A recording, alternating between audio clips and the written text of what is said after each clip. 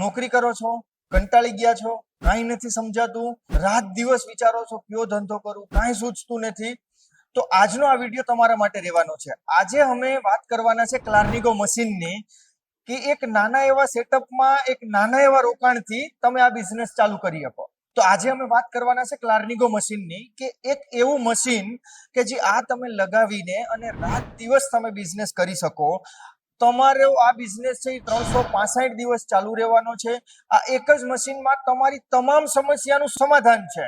જેમ કે તમે અનાજનો લોટ, બાજરાનો લોટ, ઘઉંનો લોટ, તમામ પ્રકારના અનાજ દળી અને તમે આ મશીન લગાડી અને ચાલુ કરી શકો.